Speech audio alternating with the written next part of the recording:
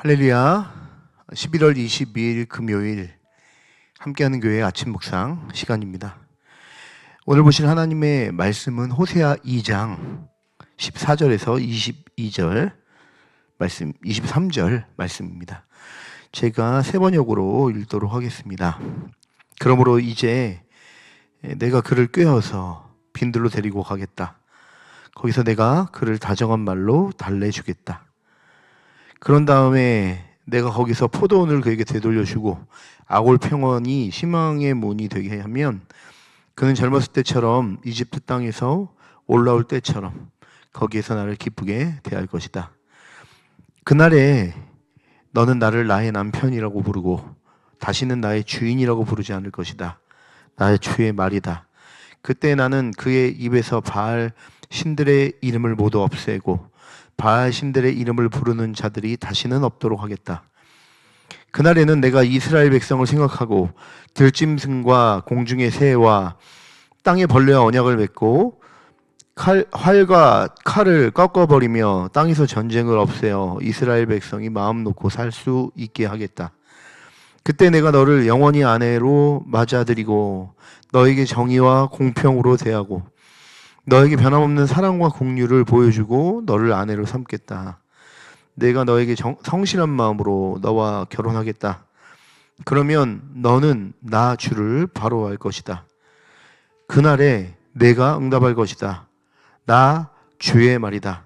나는 하늘에 응답하고 하늘은 땅에 응답하고 땅은 곡식과 포도주와 올리브 기름에 응답하고 이 먹거리들은 이스라엘에 응답할 것이다.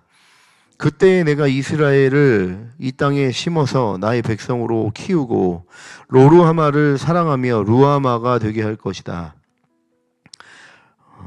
로우암미에게 이제 너는 압니다 하고 내가 말하면 그가 나에게 주님은 나의 하나님이십니다 하고 대답할 것이다. 아멘. 여러분 잘 아시다시피 호세아는 하나님과 이스라엘의 관계를 남편과 아내라는 그 관계를 은유로 해서 이렇게 사용하여 표현한 그런 성경입니다. 그래서 사실 호세아에 나오는 여러 가지 사랑의 이야기가 있지만 그 중에 호세아와 고멜의 이야기, 결혼 그리고 파국, 재결합의 이런 과정을 통해서 하나님의 사랑하시는 이스라엘을 하나님께서 어떻게 올바른 관계로 인도하실 것인지에 대해서 말씀하고 있는 것이 이 호세아서의 주된 이야기입니다. 특별히 호세아 선지자는 여러 번 2세 때 활동하였는데요. 이 시기는 표면적으로 봤을 때 이스라엘, 즉 북이스라엘에서 가장 왕성하고 강성했을 시기입니다. 그러나 하나님 보시기에는 굉장히 악했던 시기였죠.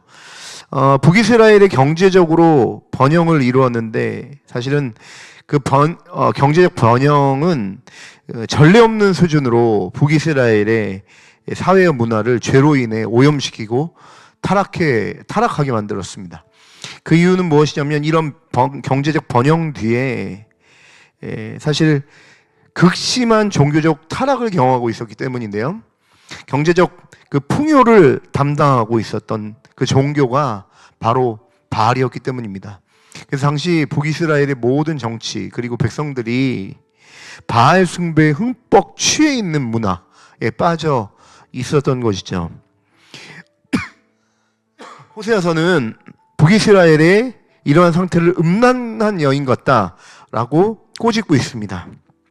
한 남편만 사랑해야 하는 그런 여인이 다른 애인과 바람을 피는 그런 음란한 모습, 그것으로 호세아서는 그리고 있고, 그래서 이제 진정으로 섬겨야 될 진짜 남편이 바로 하나님이다라고 이야기를 하고 있는 것이죠. 하나님을 진정으로 섬겨야 하는데 그 하나님을 버리고 바알을 섬기는 북이스라엘의 그 모습을 호세아서는 음란한 여인으로 빗대어 고발하고 드러내고 있는 것을 볼 수 있는 것입니다. 호세아는 이런 음란한 여인과 같은 북이스라엘의 심판을 예언하고 있습니다. 그러나 그러한 심판은 사실 하나님의 진정한 본의를 이루는 과정 중에 하나라고 할 수 있을 겁니다. 그래서 호세아는 이어서 이렇게 말하죠. 하나님을 의존하고 다시 하나님의 사랑으로 돌아오라고 외치는 것입니다. 왜냐하면 하나님의 진짜 본인은 무엇이냐면 그 이스라엘과의 온전한 사랑의 관계를 회복하고 온전한 연합을 회복하는 것, 그것이 하나님의 최종적인 본의이기 때문에 그렇습니다. 이스라엘이 돌아올 수 있는 근거가 있습니다. 단 한 가지 근거. 그것은 음란한 그들 자신에게 있었던 것이 아니고 오직 하나님의 신실한 사랑과 자비, 그것 때문에, 그것만이 유일하게 북이스라엘이 하나님께 돌아올 수 있는 유일한 근거였습니다. 그 자비는 그들의 조상 이스라엘 백성을 이집트에서 이끌어내어 노예 신분에서 해방함으로 말미암아 자신의 양자를 삼은 그 사건을 통해 이미 하나님께서 어떻게 이스라엘 백성, 자신의 백성을 사랑하고 있는지를 드러내 보이셨죠. 따라서 오늘 본문의 말씀은요, 그들의 죄악 가운데 심판받아 열방에 흩어질지라도 다시 그들을 열방으로부터 구원하실 그 하나님의 본의, 즉 하나님의 신실하신 자비와 사랑을 보여주고 있는 말씀이다라고 볼 수 있는 것입니다. 오늘 말씀을 통해서 우리는 우리의 삶을 이 메시지와 더불어 생각해 보아야 할 것이죠. 우리의 삶 또한 북이스라엘 모습과 참으로 비슷하다 볼 수 있습니다. 연약하여서 우리의 정체성을 너무 쉽게 잊고 세상과 짝하며 자신의 안위와 유익을 구하며 사는 삶을 우리는 살고 있죠. 하나님보다 자기 자신만 생각하며 살 때가 참 많이 있습니다. 여러분, 그럼 우리를 위해 메시아 예수님께서 십자가에서 우리의 죄값을 담당하셨습니다. 그리고 그곳에서 하나님의 온전한 공의를 드러내셨죠. 그리고 그 예수 안에서 우리는 다시 깨끗한 하나님의 자녀로 영원한 시간 안에서 초청받게 되어지는 것입니다. 오늘 본문의 메시지는요, 하나님의 의도가 우리와의 온전한 관계로 회복하고 연합하는 것에 있다는 것을 분명하게 보여주고 있습니다. 우리가 오늘 다시 하나님께로 돌아갈 수 있는 유일한 근거와 힘은요, 내 자신의 모습, 내 자신의 상황에 있는 것이 아니고 자신의 아들 십자가에서 우리를 위해 대속하신 하나님의 우리를 향한 변함없고 신실하신 그 자비와 사랑, 그것 때문입니다. 그것 때문에 오늘 반복적으로 일어나 주님께로 돌아갈 수 있는 용기를 얻는 것이죠. 그러므로 오늘 말씀을 통해서 하나님과의 관계가 혹시나 멀어진 성도님들이 있다면 다시 하나님과의 사랑의 관계로 나오는 시간이 되기를 축복합니다. 그러므로 사실은 아직은 읽지 않았지만 호세아서의 주제는 무엇이냐면 심써 여호와를 알라입니다. 어떤 하나님을 아는 거죠? 그분의 자비와 사랑. 우리가 주님을 향한 열심과 사랑이 아니고 우리가 끊임없는 심판의 자리에 떨어질 수밖에 없는 연약한 음란한 존재들이지만 이런 우리를 끝까지 사랑하시는 하나님의 자비와 그 사랑을 알라. 그러면 우리가 다시 일어나 주님께 나아갈 수 있는 힘과 용기를 얻게 된다는 것이 이 호세아서의 주제인 것입니다.